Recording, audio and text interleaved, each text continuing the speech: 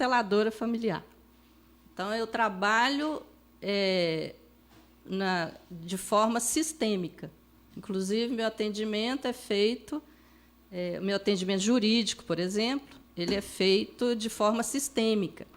Então, eu atendo antes do processo, né? Antes do litígio.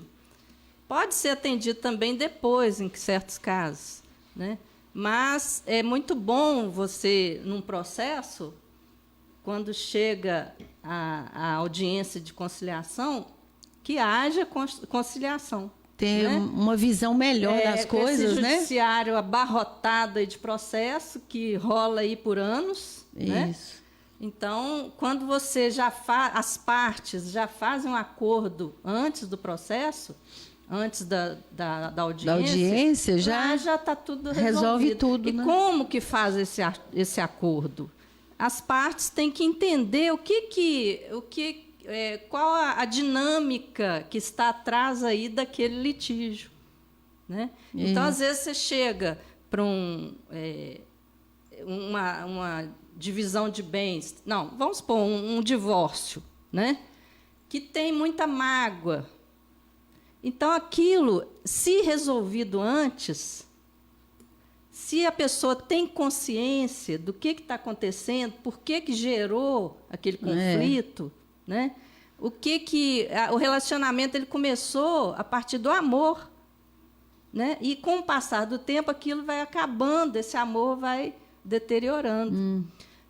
E o casal, quando chega já ao ponto de querer se divorciar, que já tem muita mágoa, muita raiva, muita coisa envolvida ali. Isso. E aí as pessoas ficam cegas, né? Esquecem do que viveram antes. Então, a constelação familiar, ela facilita nesse sentido, né? Nesse atendimento. É o que eu faço, é o atendimento que eu faço. Não só para família, também para sucessões, né? Caso de herança, toda forma. E na educação também, a gente tem um atendimento sistêmico, né? Dos alunos, por exemplo, que não têm interesse de estudar, né? Que agora, com essa pandemia, foram várias coisas que aconteceram que a pessoa entrou num ciclo de doença, né? Tanto física quanto mental. Então, principalmente muita ansiedade, os estudantes, né? Os alunos que tiveram que fazer todo o trabalho da escola dentro de casa. Não tinha tanta condição, às vezes, né? A maioria não tem condição de ter uma internet boa, acompanhamento. Né? Então, a gente trabalha muito nesse sentido também. Então, hoje, gente, eu vou dar uma pincelada aí sobre o que é a constelação familiar, porque um ouvinte, no último programa, ele que me ligou e tudo para dar uma opinião a respeito do que foi o programa, e eu percebi que foi o primeiro programa que ele assistiu. E, na verdade, não tem conhecimento, eu não falei, né? O que é a constelação, porque a gente vai falando todo o programa, a gente acha assim, não, o pessoal já sabe o que é, mas muita gente não sabe o que é, né? A constelação familiar. Então, ele olhou de outro prisma, né? Num outro prisma, né? Que não é o que é a constelação familiar, né? Então, hoje eu resolvi falar a respeito da constelação familiar e a espiritualidade. Porque o questionamento constelação familiar é religião? Né? É espiritualidade? Então, a pergunta que esse ouvinte fez tem muito a ver com essa questão. Né? Então, eu vou falar primeiro o que é uma constelação familiar. A constelação familiar ela é um método, uma ciência, uma filosofia de vida que foi criada pelo alemão que chama Bert Helling, né? Ele era um padre missionário que viveu na África durante muito tempo. 30 anos ele viveu na África, nessa missão dele de educação, que ele era um padre que fundou várias escolas lá na África, principalmente na África do Sul.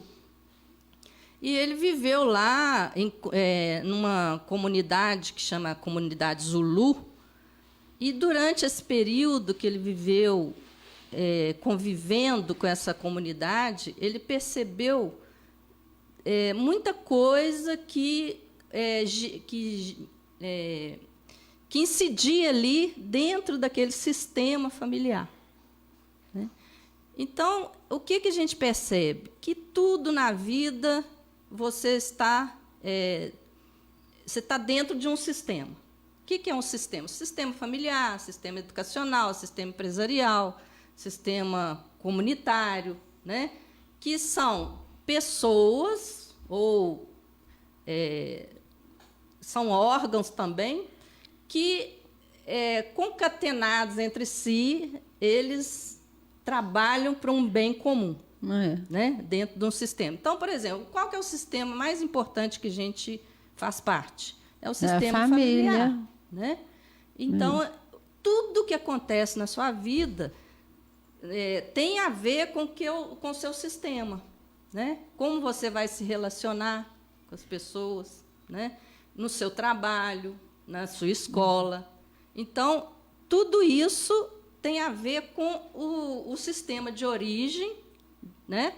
Que ali seu pai, sua mãe te deram a vida, e depois teve os irmãos, cada um no seu tempo, né? E ali vai formando o sistema. Então, o que o Bert Helling percebia? Que dentro do sistema dos Zulus, né, que é uma comunidade sul-africana, lá todos tinham direito de pertencer. Ninguém era excluído do sistema, que acontece muito no nosso sistema. A gente exclui. Exclui as pessoas. Ah, não, eu não vou com a cara daquele ali. Excluir ele da minha vida. Né? Se fez alguma coisa errada, exclui também. Ele é um cachaceiro, não quero saber, exclui da minha vida. Né?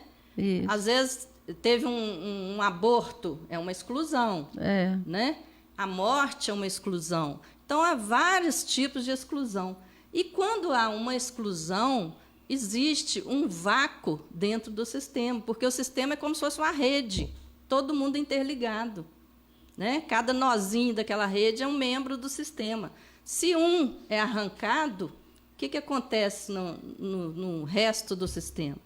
Né?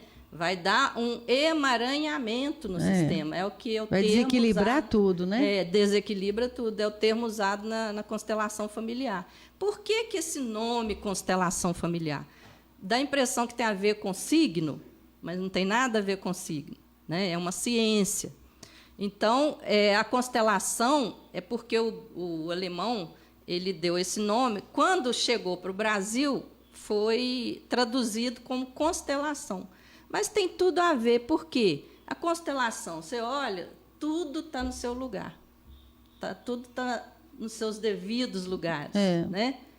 Então, é posicionar. O que é a constelação? Posicionar a constelação familiar. Posicionar os membros da família, do sistema, no seu lugar. Né? E o que acontece muito no nosso sistema é que está tudo fora do lugar. É filho que está assumindo o papel de pai, é o primeiro filho que está como se fosse o terceiro filho. Né? Então, cada um está numa função que não é dele. E isso dá problema no sistema. Isso é cientificamente provado. Né? Então, o objetivo da constelação familiar é o quê? É o autoconhecimento. É trazer ao conhecimento o que está lá no oculto, que a gente não tem consciência, que vem de geração em geração, vem se repetindo, e a pessoa não tem consciência e as gerações a consequência vai incidir nas gerações futuras. Né? Então, o que é? Essa constelação, o objetivo dela também é libertar desses emaranhamentos. Né? que acontece aí no sistema. Por quê? Ou porque a pessoa foi excluída, ou porque alguém está ocupando o lugar que não é dele, né? Uma hierarquia que vem primeiro, vem o relacionamento do casal. Depois, esse casal se transforma em pai e mãe, tem o filho. Aí tem o primeiro filho, o segundo filho, o terceiro filho, e assim por diante. Quando existe um desequilíbrio nesse sistema aí, que o pai, às vezes, ele dá uma de filho da mulher, né? Acontece muito isso. Ou então um filho mais velho que assume o lugar do pai que foi excluído do sistema, né? Então, é uma carga que a pessoa não consegue carregar.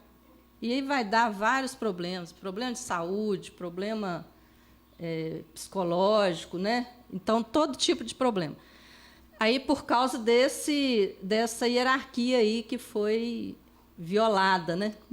Ou então, também, quando alguém dá muito para o outro e esse outro não retribui da mesma medida. Então, há um desequilíbrio aí de dar e receber, né? Então, Bert Hellinger, observando isso, ele foi fazendo estudos, ele foi acoplando aos estudos dele, ao conhecimento dele, outros conhecimentos, né?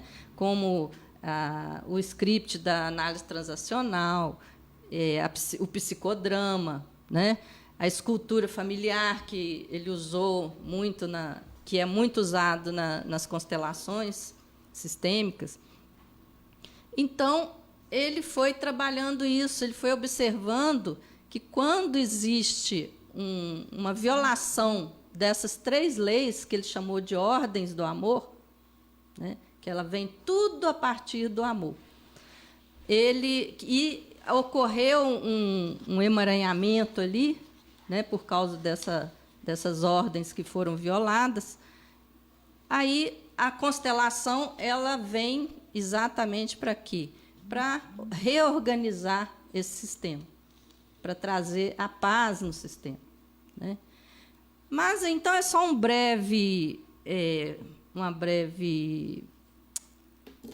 uma fala sobre a constelação familiar, mas, na verdade, eu vou falar sobre essa pergunta aí desse ouvinte, né? Que ele achava que a constelação familiar era uma religião, né? Então, o que eu vou fazer? Eu vou dar uma introdução sobre a neurociência. Tem um professor que chama Mário Koziner.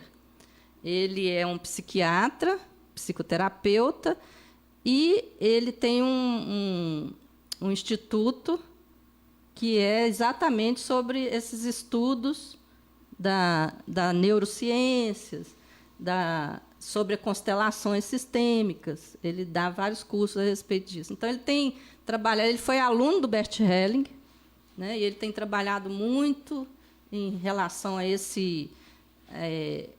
incidência aí da constelação familiar, se é uma espiritualidade ou não. Ele tem trabalhado muito a respeito disso. Então, eu trouxe um estudo dele a respeito disso. Então, primeiro, eu vou falar da neurociência, né?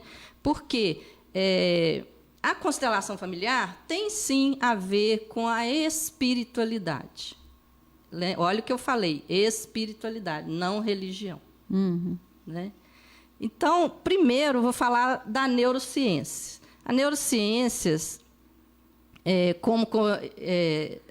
ela dá introdução a respeito da espiritualidade, né? Então, a neurociência como é concebida hoje a inteligência espiritual, né? Fala sobre a inteligência espiritual. E depois eu vou falar dos princípios sistêmicos, né, do trabalho das constelações, e na filosofia denominada Ordens do Amor, que foi criada por Bert Hellinger, né? E depois eu vou fazer uma conexão entre a inteligência espiritual e os princípios sistêmicos, para poder responder com embasamento essa resposta aí do se é ou não a constelação tem a ver com a espiritualidade, né? Então, foi na década de 1980, né, que um senhor chamado Howard Gardner, que ele é da Universidade de Harvard, ele criou uma teoria sobre as inteligências múltiplas. Ele se perguntou, o que é inteligência? Aí ele responde, é a capacidade de resolver situações problemáticas novas. Então, o que a gente pensa de inteligência? Ele sabe tudo sobre matemática. Aí a gente considera que ele é inteligente, né? Ela é a pessoa que culta demais, sabe tudo sobre literatura. Aí ela é inteligente, né? Só que a inteligência, ela não é especificamente no ramo, né? Ela abrange vários ramos. Então, essa capacidade de resolver situações problemáticas que vem surgindo na vida da gente, isso é a inteligência, né? Então, os problemas que se nos apresentam, né, na vida não só se resolvem com equações matemáticas, com formulações linguísticas, também podemos resolver problemas quando conhecemos o suficiente a nós mesmos, nossas possibilidades e limitações, e assim foi criada a denominada inteligência intrapessoal. Então, essa primeira inteligência aí que o Gardner nomeou ali, né, que é essa inteligência intrapessoal, que eu conheço a mim mesmo, né? Quais são as minhas possibilidades, as minhas limitações, né? Isso é inteligência intrapessoal. A pessoa, quando ela se conhece, né, ela tem uma expertise aí de conviver ali e saber, opa, isso aqui eu não dou conta. Eu sou limitada nesse sentido. Né? Então, não entro. Então, isso é inteligência intrapessoal, que o Gardner nomeou. Também, muitos dos problemas e conflitos que temos em nossa rede de relacionamentos podem ser solucionados com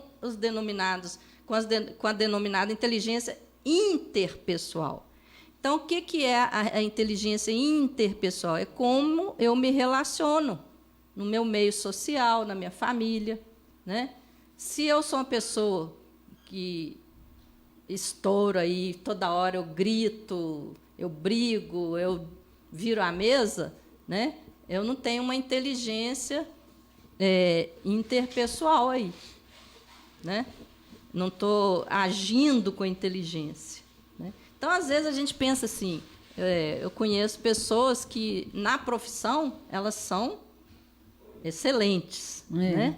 Mas lá na convivência dentro de casa, são péssimos pais, péssimos maridos, né? Ou como se diz, na rua é uma maravilha, mas dentro de casa é um horror, né? Então, quer dizer, essa inteligência aí não funciona, ativada, né? Aí não, né?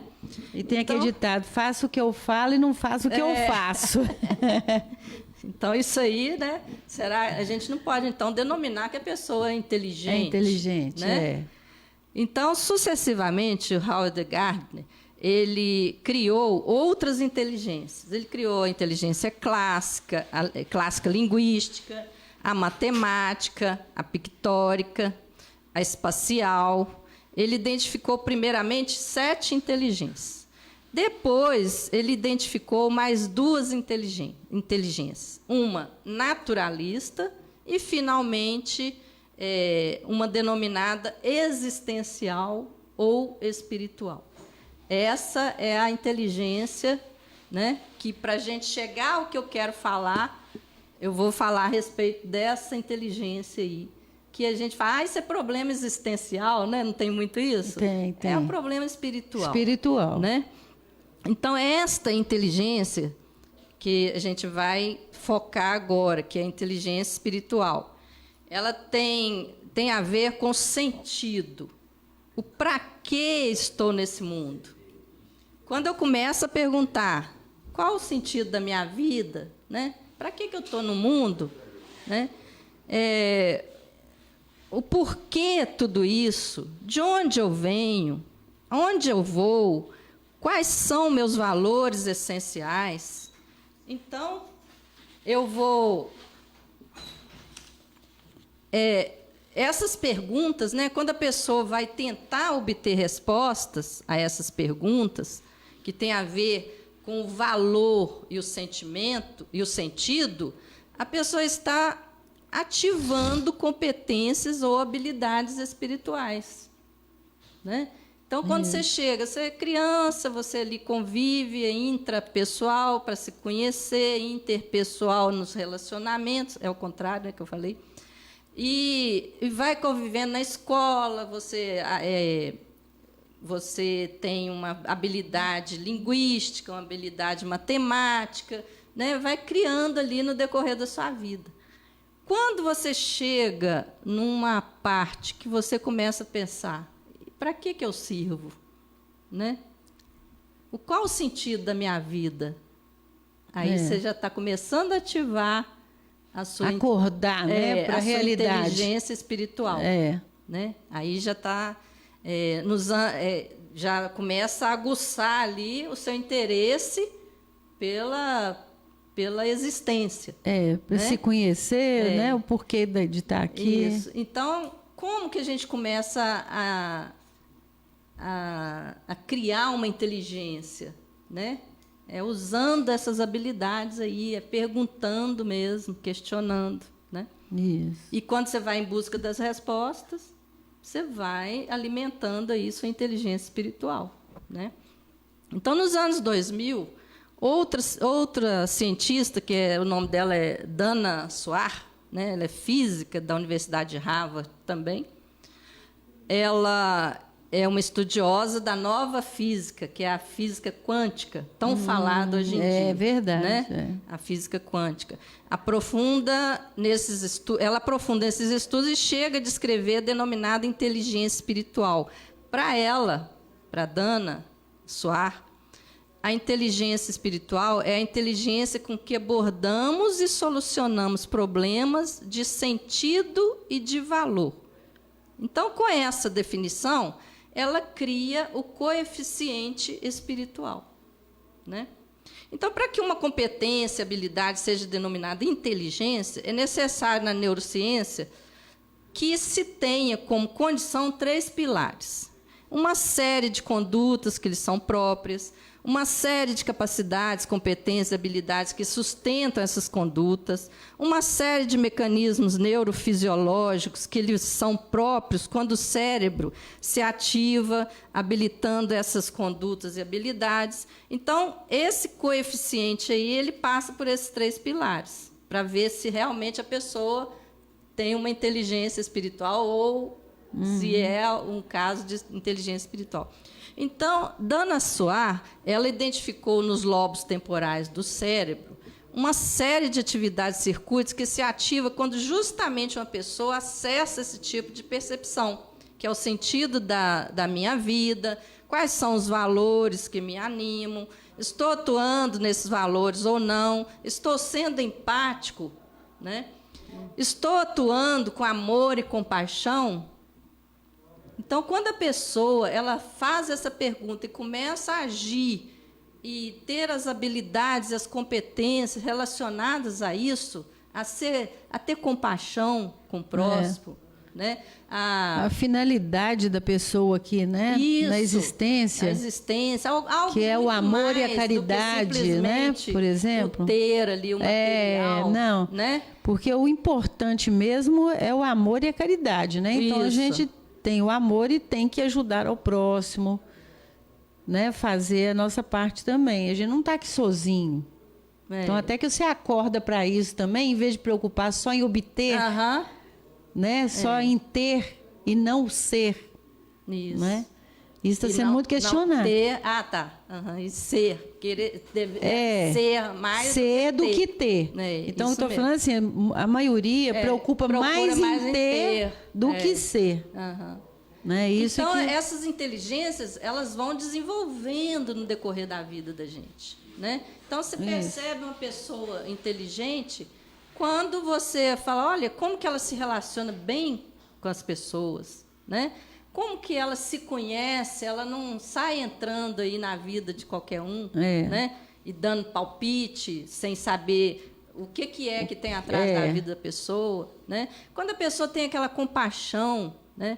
Por exemplo, que o político ideal seria... Qual seria o político ideal? Né? Aquele que tem compaixão pelo que está lá embaixo, que puxa, né? Que traz essa pessoa, que carrega a humanidade. Esse seria o político, né? Esse tem a inteligência espiritual.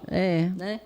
Então, infelizmente, não é o que acontece. E são pouquíssimas pessoas que têm essa visão, essa habilidade, aí, né? Que desenvolve essa inteligência. Então, eu não vou aprofundar aqui, né? Que quero identificar que há todo estudo aí feito da neurociência, quem sou eu, né? Mas a espiritualidade, ela parte do espectro da inteligência do ser humano. Então, é um espectro, né? Tem vários tipos de inteligência. Eu acho que a mais... Né, quando você chega lá naquela inteligência espiritual, você está mais próximo de ser humano. É verdade. Né?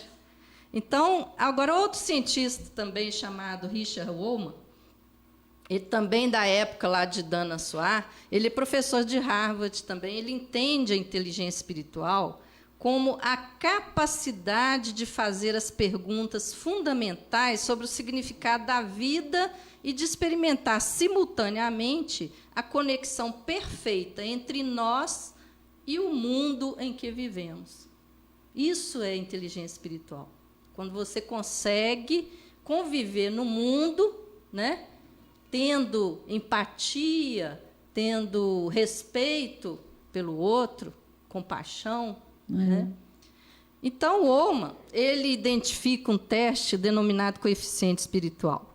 Desde então, aquele professor que eu falei, o Mário Cosiner, né, que ele é um psiquiatra, um pesquisador dessa neurociência, ele tem criado cursos para desenvolver essa competência, habilidade, inteligência espiritual.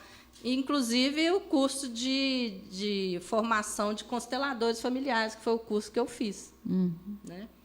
E ele identificou que, ao aplicar esses testes, ele observou que pessoas que frequentam suas religiões, suas seitas, suas igrejas, etc., eles podem ter coeficientes espirituais dos mais elevados aos mais limitados. Então, por exemplo, uma pessoa que vive na igreja ali, né, está ali rezando todos os dias, ele pode ter um coeficiente espiritual baixíssimo, diferente até de quem é agnóstico, quem não acredita, talvez, né, numa divindade, mas que é uma pessoa que tem tanta mais espiritualizada do que o... que ela tem mais, ela é mais espiritualizada. Ela tem mais essa inteligência espiritual do que quem está ali, que é crente, né, que está ali todos os dias na doutrina, né, cristã ou qualquer outra doutrina. Então, aquela pergunta que me fizeram, né, a respeito, que tem um karma, que é isso e aquilo, isso aí, a constelação, ela não tem nada a ver com religião. Espiritualidade? Sim. É por isso que eu expliquei a respeito da inteligência espiritual aí. O que é essa espiritualidade? Isso. Então, aqui a gente tem que identificar que, dentro da neurociência, religião não é sinônimo de espiritualidade. Né? A gente pode, através de uma religião, desenvolver competências espirituais, mas também pode ser um filósofo, um agnóstico, né? Uma pessoa que não tem uma crença na divindade e ter um coeficiente espiritual elevadíssimo. Né? Então, tem o religioso, que tem um coeficiente espiritual elevado, mas também pode ser uma pessoa que não está ligada à religião. Né?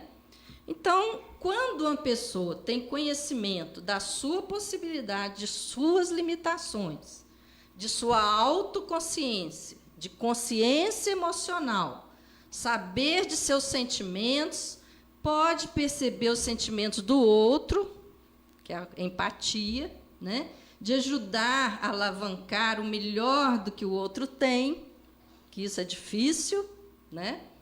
De poder ser denominado líder servidor, pode ser um pai, uma mãe de família, um líder de empresa, né? De uma instituição, de comunidade, no sentido de ajudar a alavancar solidariamente esse grupo, seja familiar ou empresarial. Quando a pessoa tem níveis elevados de amor e compaixão, independentemente se frequenta ou não religião, essa pessoa tem competências espirituais mais elevadas, né? Então, o que acontece, então, quando a gente fala desses princípios sistêmicos, né, que sustentam a constelação familiar? Quando Bert Helling, que é o criador das constelações familiares, começou a sistematizar seu trabalho, ele nos apresentou as ordens do amor, que eu falei aqui antes. Ele nos falou que nos relacionamentos humanos, tudo que existe é amor. Só que tem um amor que pode nos conduzir ao sofrimento, à doença, né? Ou à morte. Não tem isso?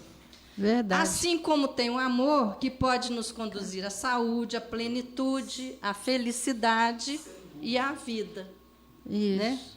Vamos continuar falando sobre o Bert Helling aí? Não é o amor em si o que pode nos adoecer ou promover saúde, né? Mas sim a ordem por onde esse amor se conduz, né? Verdade. Então, achei muito interessante. Por exemplo, a água. O que a água pode fazer? Né? Ela pode matar a nossa sede, mas também pode fazer o quê? Pode destruir uma cidade inteira, né?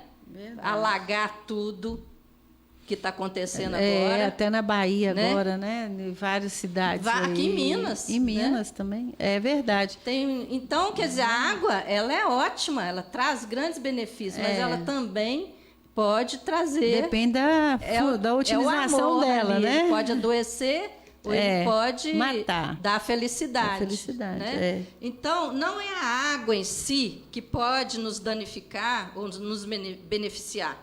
É a ordem por onde essa água se conduz que é importante. É verdade. Né? Então, ela veio de um desastre. Né? Aí. Isso. Então, ó, o meu contato... Vocês têm toda a bio lá no Instagram, que é Constelar Direito 1. Lá vai ter os vídeos todos que a gente faz aqui, né? E o meu contato também no WhatsApp, que é 98628-8111. Né? Atendimento aí atendimento jurídico e de constelação familiar.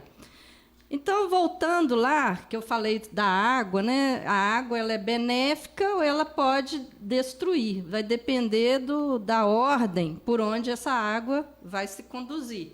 Né? E o Bert Helling também nos fala da ordem do pertencimento.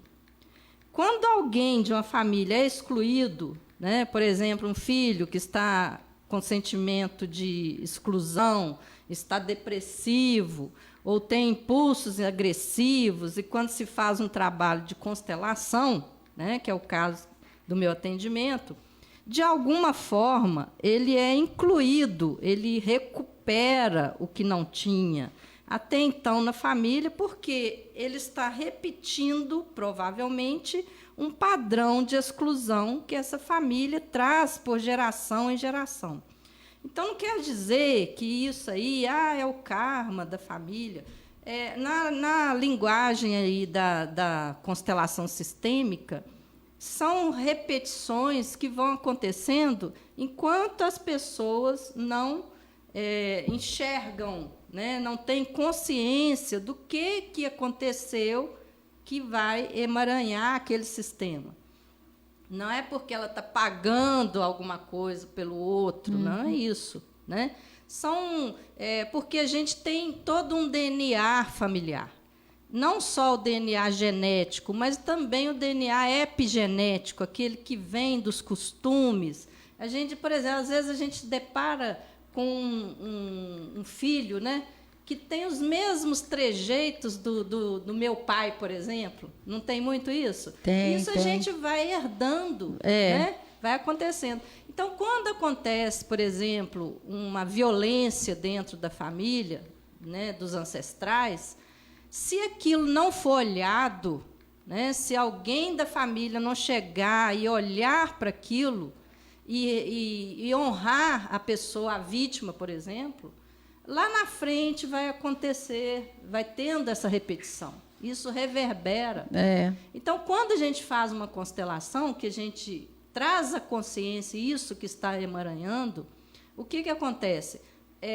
A gente coloca no lugar, posiciona aquela pessoa no devido lugar. Ajusta, né? O relógio ali. Por exemplo, eu carrego aí um peso que não é meu, eu carrego um peso da minha mãe, por exemplo, eu entrego para ela. A constelação ela tem essa dinâmica. Eu entrego para ela. Isso não é meu, isso não me pertence. Eu não vou carregar isso. Né? Quando acontece isso, a pessoa que é responsável por essa carga aí, ela vai conseguir fazer alguma coisa com isso. Né? E isso aí, quando ela consegue fazer algo, que ela tem consciência, o que ela precisa fazer, isso vai reverberando positivamente para todo o sistema. Né? Então, isso que acontece aí. Porque... Então, fazendo a constelação, ela se afigura, né? Um posicionamento desse filho, por exemplo, aquele filho que eu dei exemplo ali, que está nervoso, que está depressivo, agressivo. Se ele faz uma constelação, ele sai de uma posição depressiva ou agressiva e ganha força. Porque quando você está no seu lugar, você tem a força. Né? Então, por exemplo, é como uma árvore, né, que encontra sua raiz, uma planta que encontra seu lugar na terra. Essa pessoa, então, que se sentia excluída, ela volta a se sentir incluída. E o sistema familiar, o pai, mãe, filhos, se reconfigura, né, de tal forma que essa família ela canaliza força e saúde. Aí é como se fosse a água, ela encontra seu curso normal. Né? Porque a gente joga tanto lixo aí nas ruas, todo lugar. Quando vem essa enxurrada, o que acontece? Esse lixo vai junto, sai carregando. Não, e o exemplo é que a pessoa joga e não sem responsabilidade nenhuma, né? Não assume aquela responsabilidade eu não sei se dela. Por falta de consciência, né? Então aí a água vai provocar danos. Vai provocar desastre. Né? Agora, se todo mundo tem a responsabilidade do seu peso ali, da sua, né, do que você tem que fazer, aí tudo então, aí funciona. O curso vai fluir. Né? É o que acontece no sistema. Na vida da gente. Né? É o que acontece. Então, a gente pode também falar da outra ordem, que é a hierarquia, né? Quando o filho está no meio do fogo cruzado ali da briga entre os pais e quer, de alguma forma, solucionar. Né? Esse não é o lugar desse filho. O filho, hierarquicamente, ele veio depois e não tem porquê nem como solucionar o problema de quem chegou antes dele. Ele tem o lugar dele. Então, uma pessoa está no lugar que hierarquicamente não lhe corresponde, ela vai perder a força. Né? E fica o que denominamos de emaranhado. É o que acontece aí, quando a água faz essa destruição. Portanto, quando se trabalha numa constelação familiar e esse filho ocupa seu lugar de filho e os pais de pais, então se recupera um lugar, uma ordem, onde o fluxo da vida volta a pulsar com intensidade saudável. E seguindo o exemplo acima, né, desse filho, ele delega a carga que carregou pelos pais e a devolve e entrega, né, essa carga. Então, a ordem do dar e tomar também é estabelecida. Eu recebi, eu dou na mesma medida. Né? Eu não vou carregar aí, por exemplo, alguém que me deu muito e eu não dou conta de retribuir. Aí vai dar problema. Né? Então, Quando dizemos que quando as ordens do amor se restabelecem em um sistema familiar, a espiritualidade tem um fluxo natural. É o que acontece, né? A competência espiritual que nomeamos anteriormente começa a circular, a fluir, não só no indivíduo, mas em todos os integrantes da família.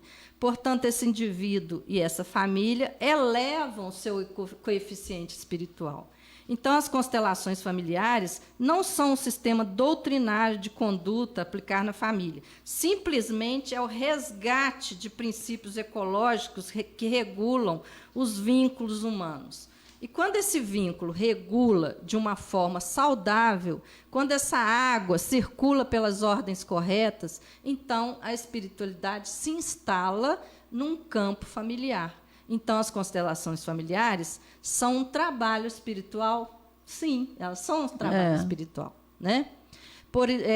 Podemos dizer, naturalmente, a partir de que os princípios reguladores da ecologia humana, através das denominadas Ordem do Amor, que é do Bert Helling, se reconfiguram no sistema familiar, esse sistema ganha e vivencia um campo de amor e de espiritualidade, né? Prática, independentemente das crenças que essa família tem. Não é a religião, a espiritualidade. Isso. Então, essa família ela pode ir à igreja, à sinagoga, à mesquita, pode ser agnóstica, pode ter um sistema X, Y, Z, não interessa. Independentemente, atrás dessas crenças que a família possa ter, se abre para experimentar as ordens do amor, a reconfiguração dos emaranhados, a retecer o tecido familiar de uma forma assertiva, nessa família se vivencia a espiritualidade, né? Então, o princípio sistêmico, a inteligência espiritual, a neurociências, todos confluem na possibilidade de ajudar as pessoas com esse campo novo, emergente do conhecimento, que possa trazer harmonia e reconciliação, muitas vezes, das famílias. Alguns interpretam como religião. Mas religião, o que é, no sentido etimológico da palavra? É religar, voltar a unir mais fortemente aquilo que, quem sabe, estava desunido. E quem sabe se, nesse sentido, as constelações familiares pode ser uma religião. Se for nesse sentido, se ela religa, né, o que está emaranhado, o que estava excluído ali, então, sim, pode ser considerado também uma religião, né? Mas não no sentido doutrinário, né? Diferente. Não uma religião no sentido institucional, né? Mas algo que estava desunido e se volta a unir mais fortemente, para que a força da vida se vai fluindo através das famílias, de geração em geração. Então, gente, eu não sei se eu consegui responder ao ouvinte, né? Mas as constelações ela é espiritual, uma filosofia, né? Espiritual também, né? Ela tem, sim, o seu coeficiente espiritual. Né? E, de uma forma não institucional, ela é uma religião porque ela religa. Né? Ela religa esse tecido que foi, às vezes, rompido dentro do sistema. Isso, verdade. Né? Então, é isso, gente. Meu atendimento pode ser agendado pelo WhatsApp 98628-8111. Os nossos vídeos, principalmente dos programas da Santana, né, também estão lá na minha bio, no Instagram, Constelar Direito 1.